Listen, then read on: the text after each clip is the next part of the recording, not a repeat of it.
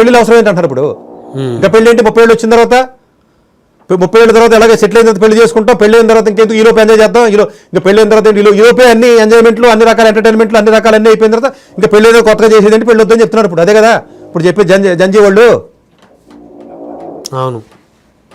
అంటే నేనేమంటానంటేనంటే ఇండిపెండెన్స్ అనో, స్వతంత్రమనో, ఇండిపెండెంట్గా ఎదగాలనో, అది ఆడపిల్లనే మగపిల్లనే, ఈ ధోరణి వేరే రకాలైనటువంటి కాంప్లికేషన్స్ కూడా తీసి పెట్టుకొస్తున్న విషయానికి ఇది ఒక ఉదాహరణ. రెండోది, వీళ్ళ పేరెంట్స్ అయితే వీళ్ళే మంచి స్టూడెంట్స్ కాదు, వీళ్ళే మంచి కిడ్స్ కాదు, వీళ్ళ పేరెంట్స్ పిల్లల్ని బాగు చేస్తారండి. గట్టిగా తిట్టడం తప్ప ఏం చేస్తారండి వీళ్ళు.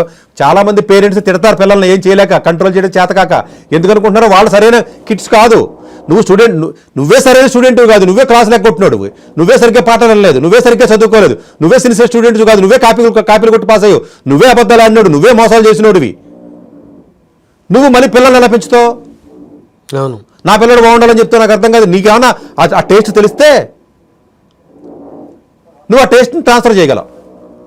నీకే టేస్ట్ లేదు, నువ్వేం చేస్తావు?